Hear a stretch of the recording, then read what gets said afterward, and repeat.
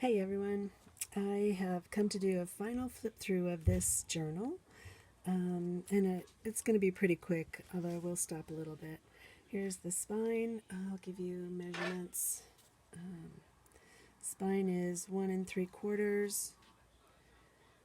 Front is 5.5 by 7.5. Sorry, that was loud. And then the back, I've used Tim Holtz papers, and I did a series on this, so you may have seen it, and I won't go too deep into what I've done as far as techniques and stuff because of that series. But here's a little booklet in the front with some tea and coffee dyed papers. This is from Andrea at Artie Mays, I'm pretty sure. This is Tracy Holtz, and it's a flip out. I think she's calling these tri tags or something. Anyway, and a little butterfly charm, and those all go in here. All right, this is seam binding. Here are my notes.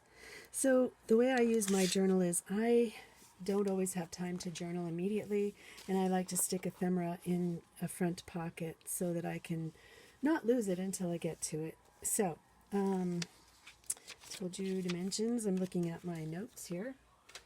How many pages? There are 3 signatures, which I'm sure you saw, with a total of 212 pages, plus all of the extra stuff. All the extra tags and, booklets like this and stuff that you will see. So, this is a little Tim Holtz, paperclip thing. And this is a tuck spot with journaling spots. There's quite a bit of sewing on the embellishments. And that, this little paperclippy thing, holds this together mostly. Mostly, that's why it's here. This thing, this flip out thing, and it flips quite far out. And so there are places to journal. Here's a place for pictures if you want. This is the back of the first page. And you can see that these are envelopes. Every envelope has a tag in it. All the tags have writing spots at the back, so including these little tags here. So I'm not going to take them all out because that takes a bit of time, and you know what tags look like. Right, so I'm going to get this centered again and flip through the pages. And you can just get an idea of all the different kinds of papers that I've used, book pages,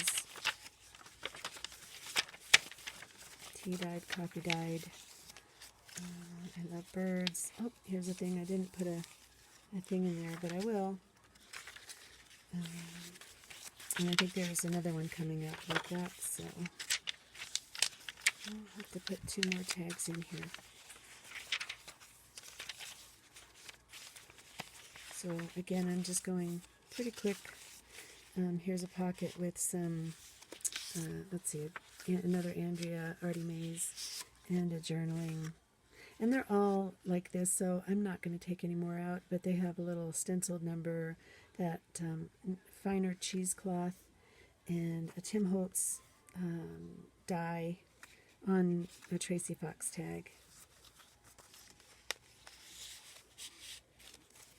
Okay, and on the back, we have a tuck spot behind this bag with another Andrea tag, I think, and a little bird nest next to a bird's nest.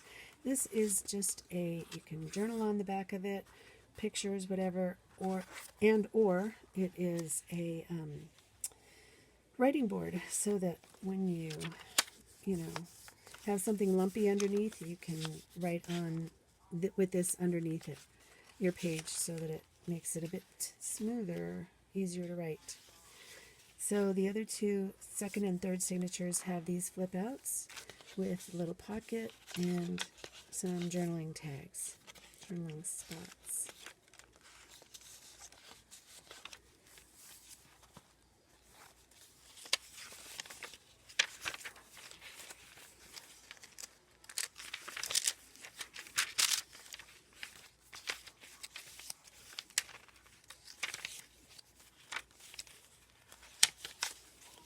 So, I don't know if she knows yet, but this is for Beth. And there's another one that needs and you can journal there. So it's a surprise. Happy birthday, Beth. And surprise. You should get this before your birthday.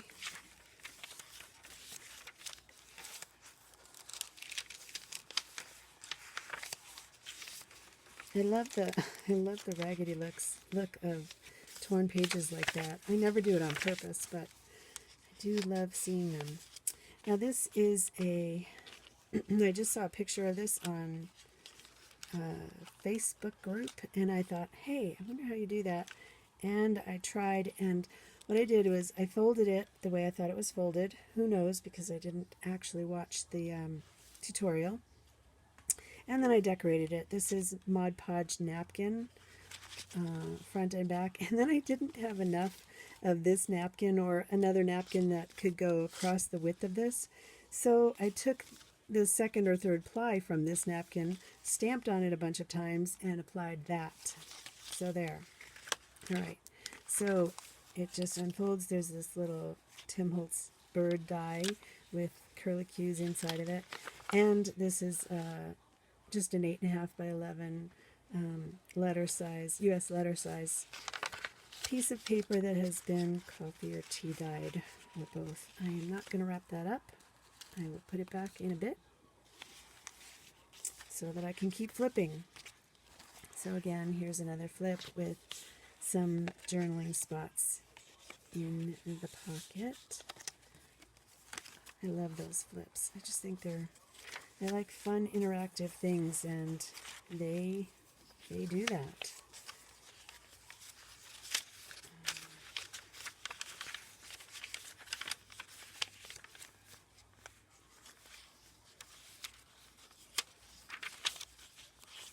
And this sweet book that's similar to Edith Holden. It was a date book.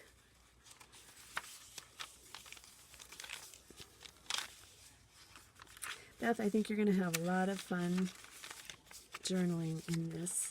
I know you are a journaler, and I'm excited for you. Oops. 4 pages. There's a lot of room for journaling here, so think of me when you're journaling.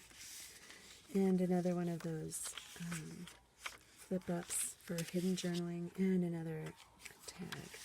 And that is the end of the third signature. And back here we have, this is a embossing folder. I'm not sure who makes it, but it slips into this little coin pocket, coin envelope, and another Artie Maze. And yet another Artie Maze. So in the front I didn't put anything in that pocket, but I do like something in the back pocket because I don't generally put stuff there. But anyway, there are tons of tags in here that you can move around if you want to, and really that's it. Look how chunky that is. Those 3 signatures. So that's it. Thank you so much for joining me on this journey. And this was the how to make a very simple junk journal, and a little bit of, I did embellish it a little bit more than just leaving it simple. So anyway, because it's a gift. So thanks again for joining me, and happy birthday, Beth, and see you later, everybody. Bye.